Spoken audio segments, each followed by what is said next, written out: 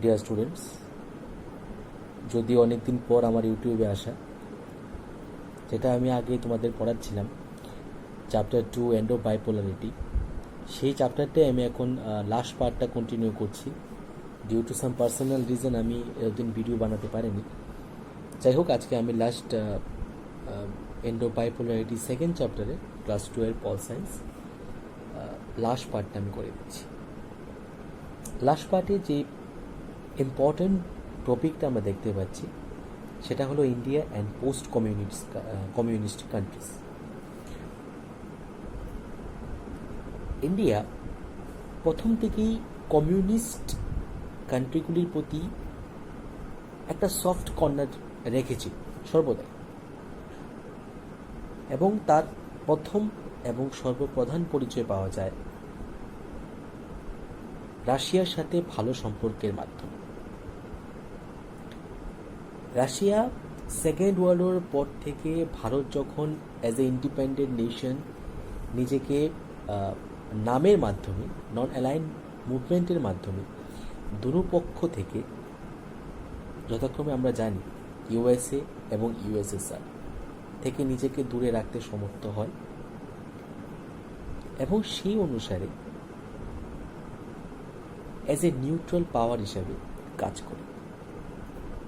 তো প্রথম থেকেই আমাদের প্রথম প্রাইম মিনিস্টার, ওনার যে থিঙ্কিংটা ছিল, উনি সত্যি কথা বলতে ওনার যে আইডিওলজি ছিল সেটা কিছুটা সোভিয়েত ঘেঁষা ছিল, এটা বললে অতিশয়োক্তি হবে না আমার মনে হয়।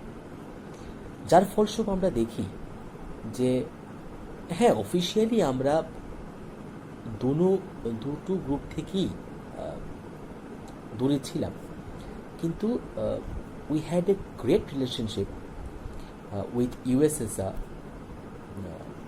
ফ্রম দ্য ভেরি বিগিনিং, এবং যার তিনটা অ্যাসপেক্টে আলোচনা করলে আমরা সহজেই বুঝতে পারব যে ইন্ডিয়া বিফোর 1991, দ্যাট মিন্স 1947 পর থেকে শুরু করে 1991 and post 1991 to till date, রাশিয়ার সাথে আমাদের সম্পর্ক কীরকম ছিল। মনে রাখার বিষয়, তিনটা অ্যাসপেক্ট অবভিয়াসলি তিন ধরনের ক্রাইটেরিয়া নিয়ে আলোচনা করবে, যার মধ্যে প্রথমটা হলো military aspect, second thing is political, and third thing, যদিও সেটা সেরকম রিলেভেন্ট পল সায়েন্সে না মনে করা হলেও ওভারঅল ভিউ দেখতে গেলে ওটা অনেকটা ইম্পর্টেন্ট। তো আমি এক একটা সাইড বা অ্যাসপেক্ট নিয়ে আলোচনা করছি, এবং যে পয়েন্টগুলি তোমাদের বলবো সেগুলি তোমাদের কিছু হলেও হেল্প করবে, এটা আশা রাখি।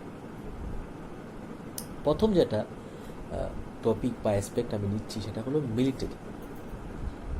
আমাদের মনে রাখতে হবে এখনও ভারতের যে ডিফেন্স মেকানিজম, ওর প্রায় 70% ইকুইপমেন্টস আমরা রাশিয়া থেকে অবভিয়াসলি অলওয়েজ নিয়ে আসছি।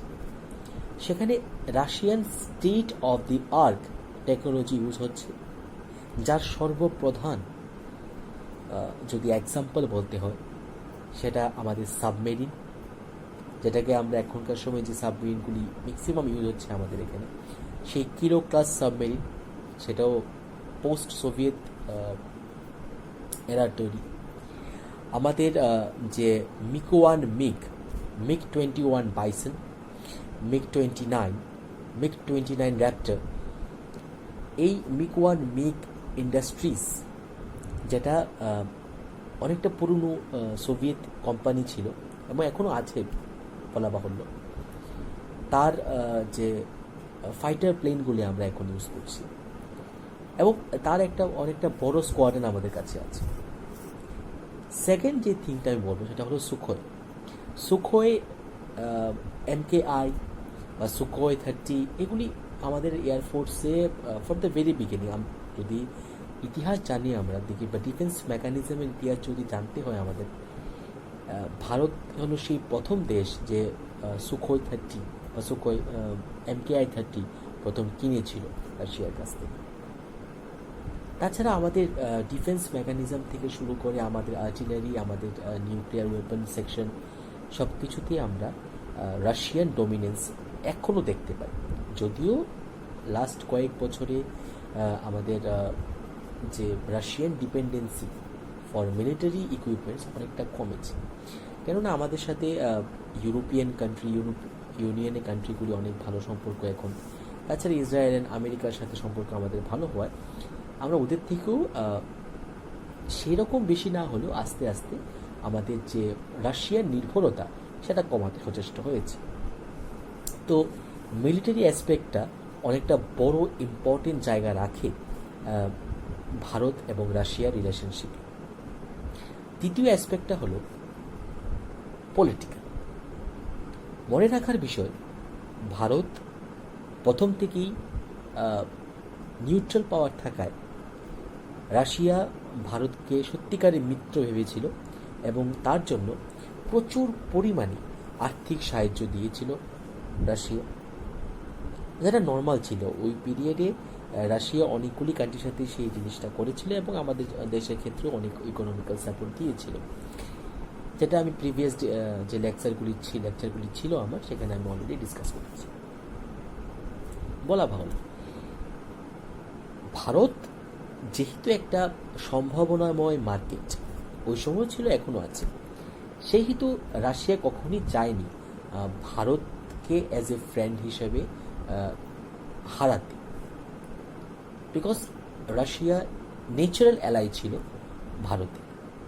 এবং তার প্রথম পরিচয় আমরা পাই 1962 ইন্ডো চায়না ওয়ার, যখন সমগ্র পৃথিবী, আমেরিকা থেকে শুরু করে সমগ্র ইউরোপিয়ান ইউনিয়ন দেশগুলো আমাদের বিপক্ষে ছিল। সেক্ষেত্রে চাইনিজদের সাথে সম্পর্ক ভালো হওয়া সত্ত্বেও ভারতকে প্রেফারেন্স দেওয়া হয়েছিল। আর 65-এর যুদ্ধের কথা বললে নাই হয়, তখন আমাদের গোলা বারুদ সব কিছু দিয়ে রাশিয়া আমাদের হেল্প করেছে, মিনস দেন সোভিয়েত ইউনিয়ন। দেন 71-এর যুদ্ধে আমরা সবাই জানি, যখন পাকিস্তানে হেল্প করার জন্য ওদের 7 ফ্লিট যখন চলে আসতে রওনা হয়ে গিয়েছিল from South China Sea to Bay of Bengal, তখন রাশিয়ান মেদভেদেভ ক্লাস যে সাবমেরিন হান্টারগুলি ছিল সেগুলিও বেরিয়ে পড়েছিল ভারতের সাহায্যের জন্য। যদিও পরবর্তী সময়ে ইউএসএ ভয় পাওয়াতে ওখানে কোনো ধরনের কন্টিনজেন্সি হয়নি বে অফ বেঙ্গল, এবং আমরা সাকসেসফুল 1971-এ যুদ্ধ জিতে গিয়েছি। সবচেয়ে লাস্ট যদি বলতে হয় আমাদের politically support in terms of any war Russia করে, সেটা হলো 1999-এর ওয়ার বা কার্গিল যুদ্ধ।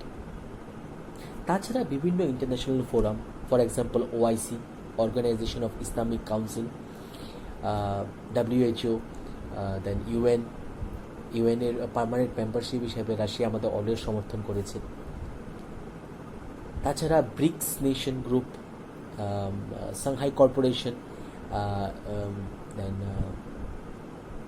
RIC, এই গ্রুপগুলোতে ভারতকে যোগ করার বা ভারতকে নিয়ে কাজ করার, তাছাড়া G20, G8, G10, যখন রাশিয়া 2014-এ আগে G8-এর মেম্বার ছিল, তখন রাশিয়া অনেক ট্রাই করেছে ভারতকে সাপোর্ট করে। তো ওভারঅল সেন্সে পলিটিক্যালি ভারতকে অলওয়েজ সাপোর্ট করেছে Russia. Last not the least আমি যেটা বলবো সেটা হলো কালচারাল টাই আপ। তোমাদের জানিয়ে আমি অবশ্যই অনেকটা খুশি হব যে রাশিয়ার যেই থিয়েটার কালচারটা আছে সেটা বলতে গেলে বার্থ প্লেস সেটা ইন্ডিয়া, বিকজ ইন্ডিয়ার দিল্লির যে ক্যান্টনমেন্ট এরিয়াগুলি আছে সেখানে প্রচুর রাশিয়ান থিয়েটার ডিউরিং 1970-1980-এ কাজ করেছিল, এবং ওরা ওখান থেকে রামায়ণ, মহাভারত, তাছাড়া বিভিন্ন ধরনের এপিক যে উর্দু, সংস্কৃত নাট্যশাস্ত্রগুলি আমাদের ছিল সেগুলি নিয়ে কাজ করেছে, এবং সেগুলি এখন রাশিয়াতে ফেমাস। তাছাড়া আরেকটা জিনিস কালচারাল এক্সচেঞ্জে সবচেয়ে বড় ভূমিকা পালন করেছে, সেটা হলো আমাদের বলিউড ইন্ডাস্ট্রি।